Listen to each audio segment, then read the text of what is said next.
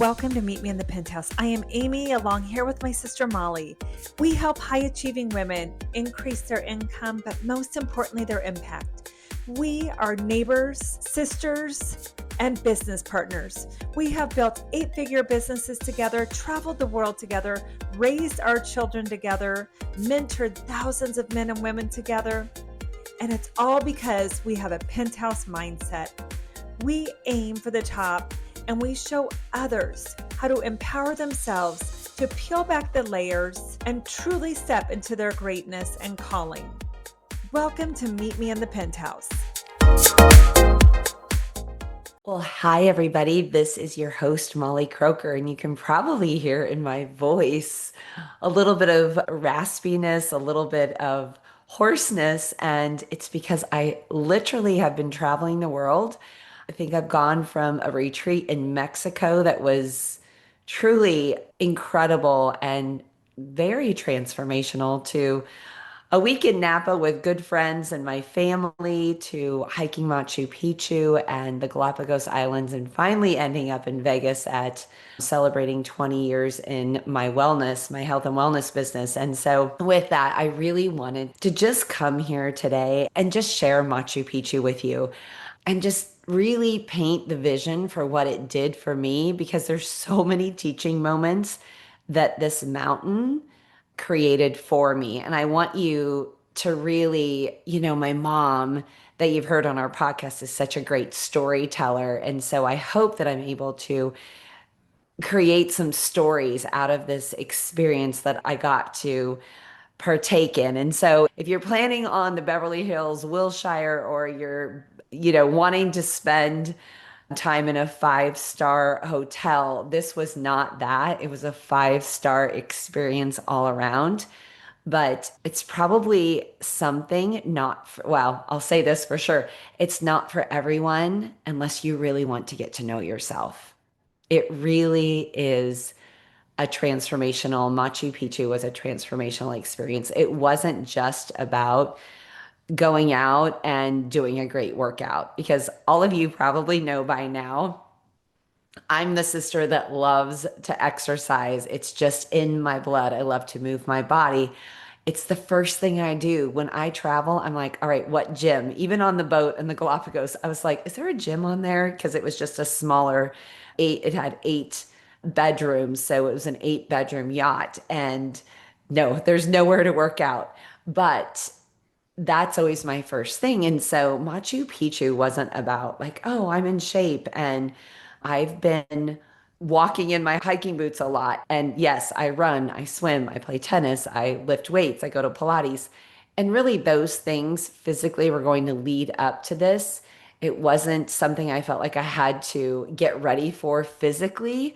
And I promise those of you that are listening that it's on your bucket list, you'll be able to do this as well.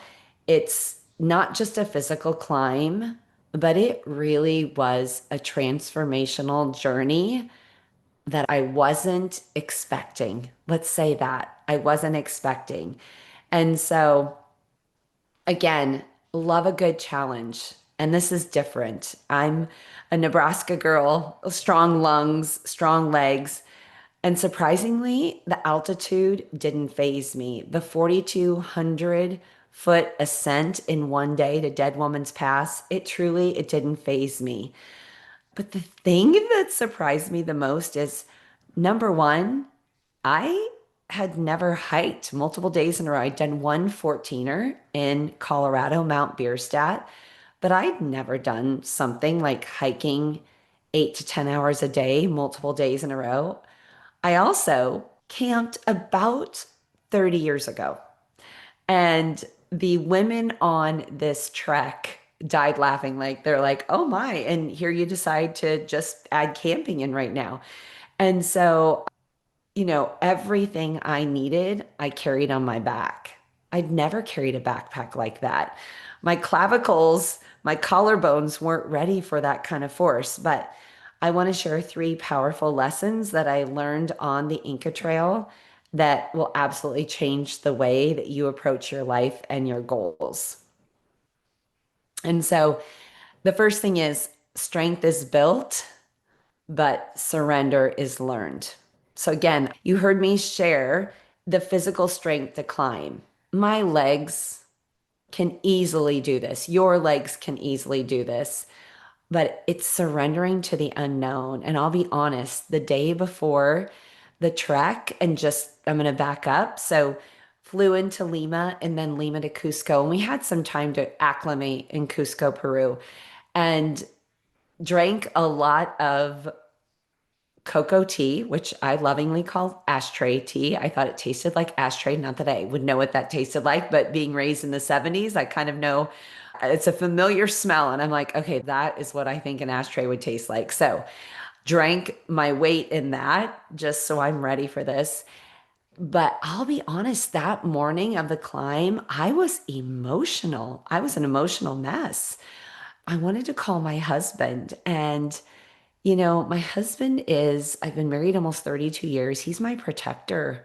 He is my voice of reason. He calms me down. He's just my rock. And I really wanted to call him, but I knew I would start sobbing. And this is just like Iron Man. I had the same feelings all over again. And I hadn't experienced that since I had done Iron Man. And that was a year and a half ago. So to have that show up that morning that we were leaving to go for 4 days and do this was definitely, it just surprised me. And I was very emotional. I cried the whole way there, silently kind of watching the Andes Mountains as we traveled on a bus from Ollantaytambo.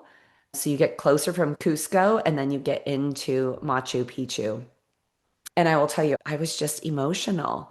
The Andes Mountains are like nothing I've ever seen. They're not like the Rockies Mountains. They are just these massively crevassed green, magnificent mountains that just envelop you. And the Peruvians really see it as a feminine power. They refer to almost nearly every mountain, naming it as a female name. And they call it Pachamama.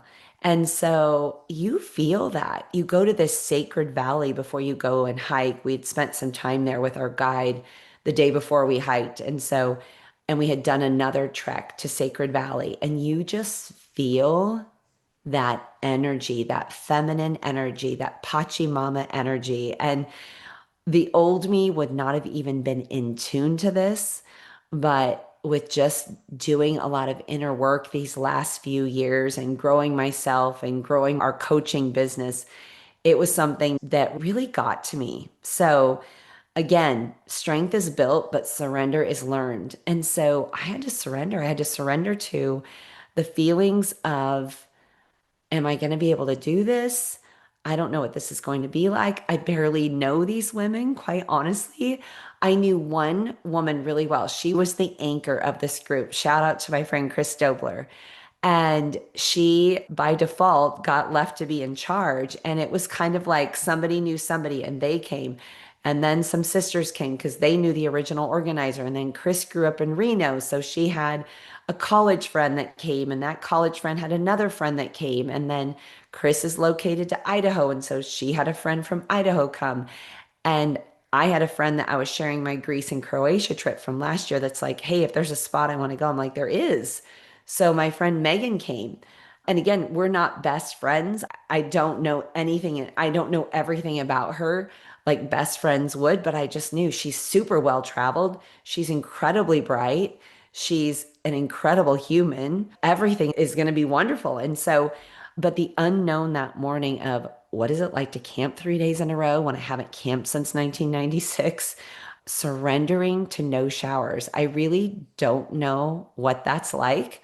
I like to shower, not having a schedule. And I'm going to be honest, not having my phone. Like, yeah, I had my phone to video, but unplugging from the world for 4 days, I was excited, but I was nervous. I was nervous because I'm leaving multiple businesses, right?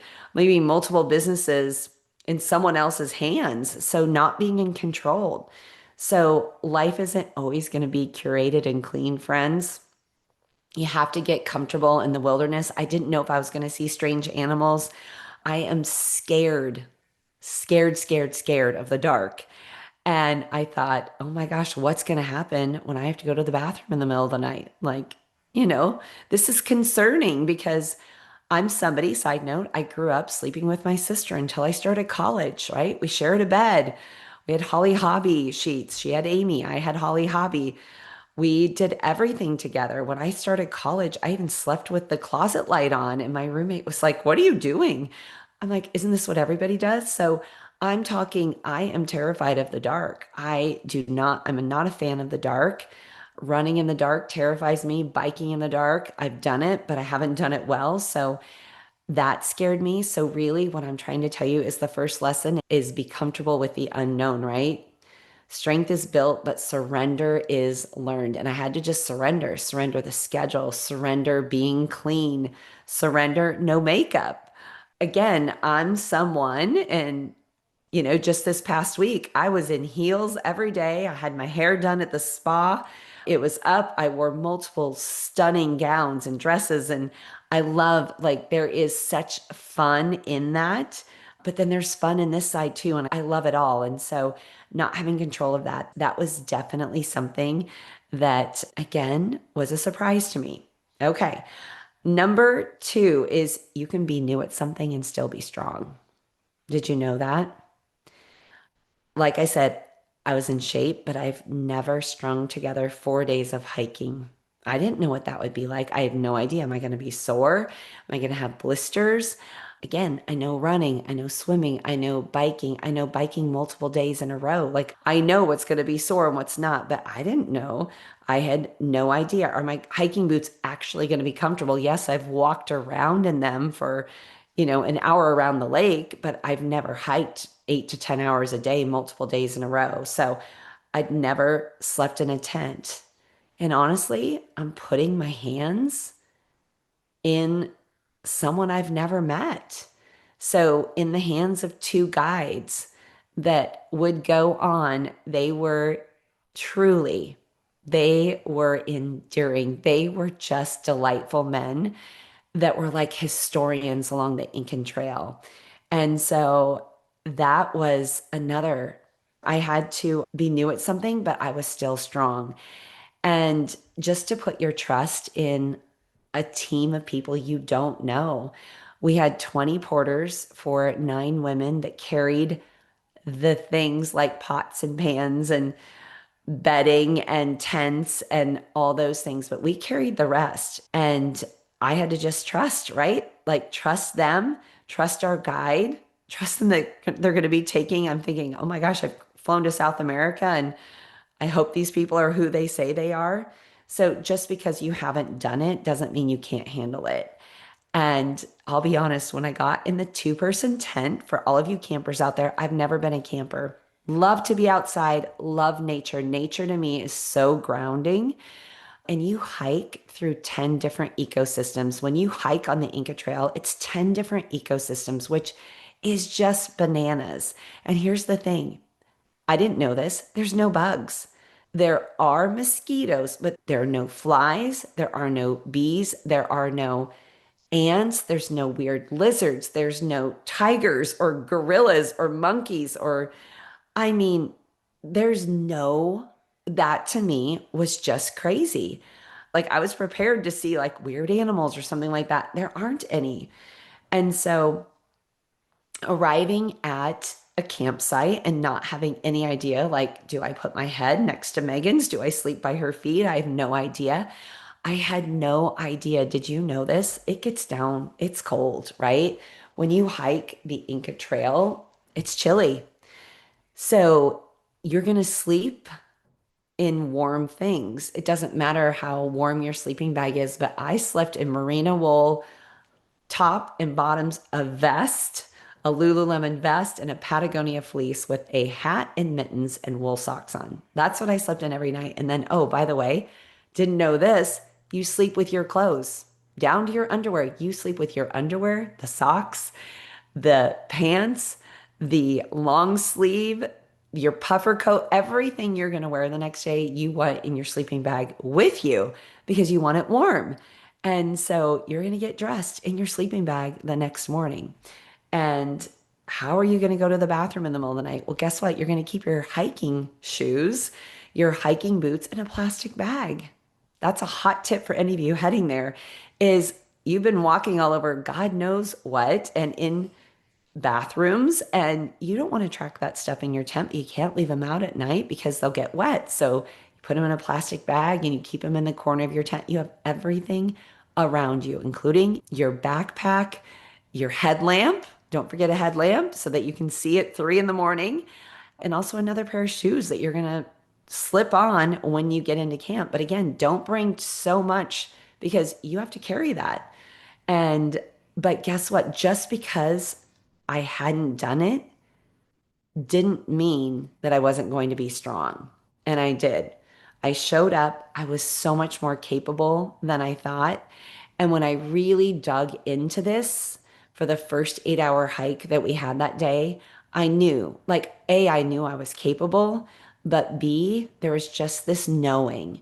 And I talk a lot about that on our podcast of moving from needing to wanting to believing to knowing. And when you have a deeper knowing, like it's just a calmness that comes over you. And that day on the trail for 8 hours, that very first day, up and down, it wasn't like strenuous uphill. It was up and down, gentle, crushed rock. And it was just as you look around and you're surrounded by the Andes Mountains on every level. And like I said, there's so much feminine energy there. There was just this deeper knowing of Molly Kroeker, you've got this.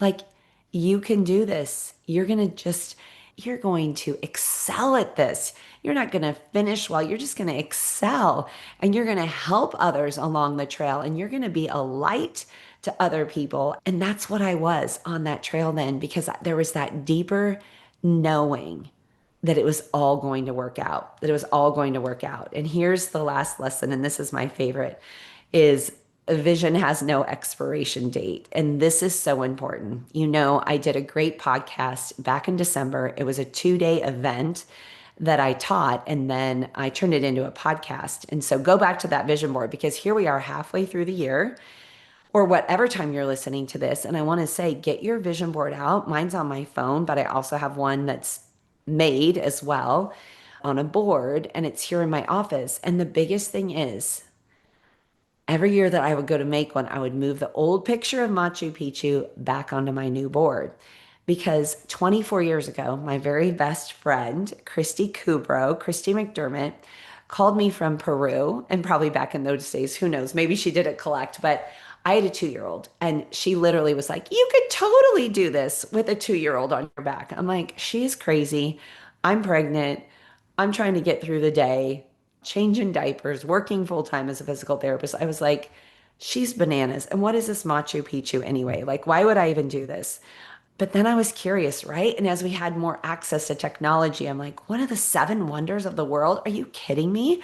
I have to do this. Like, I'm always up for a challenge. I'm thinking, okay, I'm going to do that. And we thought we would do it with some great college friends of ours. And life just got busy. And then honestly, we had planned the trip with my mom for her 75th birthday with us 3 grown children. I kept telling my sister, you can't wear heels on the trail. And then COVID happened. So we never got to do that. So the third time that this opportunity was presented to me, I'm like, I'm doing it. Like, I am taking this.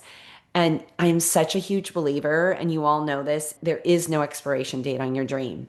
So that dream was 24 years ago. That seed was planted in my heart. And I thought, you know what? I'm going to do this. I can do this. And that was true of Iron Man. A lot of you know my story of Iron Man. That was on, I just thought I thought I would do Iron Man when I was 40, not when I was 52. Are you kidding me? That was not my plan. I also, in my health and wellness business, thought I'd be the top 1%, right? I thought, oh my gosh, I'll easily be the top 1% because I'm the top at everything I do. And I do everything with grace and love. And so I'll get there. The average time is 5 years. And guess what? It took me 14 years. And I want you all to know that there is no expiration date on your vision. And I look at Machu Picchu now being on the other side, and I saw so many dear friends of mine this past week, and everyone asked me about it. And I just said, you know what? It truly was a transformational journey. It was a spiritual, it was an emotional, and it was a physical journey. There were parts of it that were long and hard. Ascending over 4,200 feet in one day in the heat of Dead Woman's Pass, that was hard. That was hard. It wasn't impossible. It was hard. You know, what was even more difficult is going downhill and downstairs for hours, navigating different rocks, navigating steeper steps, less steep steps, slick, rain, all the elements, going through 10 different ecosystems, right? But the emotional and the spiritualness of Machu Picchu, knowing that this has been around since the 1400s and that millions of feet have walked where mine have on this pilgrimage, on this sacred trek to see the hidden city that truly was hidden until recently. When you look at when it was built until when it was truly discovered in the 50s, that is bananas that it sat that long undiscovered. And when you hit the sun gate, you start at 3:30 that last day. I just want to walk you through what this was like. A little tap on the tent. Our favorite trekking expert, Federico, love him. Tap, tap, tap, 4:45 in the morning, except that morning it was 3:30. Good morning, friends. How did you sleep? Would you like some tea? In his sweet little Spanish accent. And we started out that morning, headlamps on, blind. I mean, you could only see if you looked down.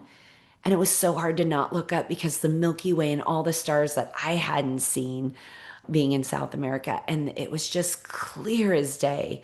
And navigating, walking down those steps for hours and hitting Sungate, the Sungate, which is like just this beautiful lookout as the sun comes up and seeing, descending on Machu Picchu and seeing it down. It was emotional. I mean, tears were shed by all nine of us women.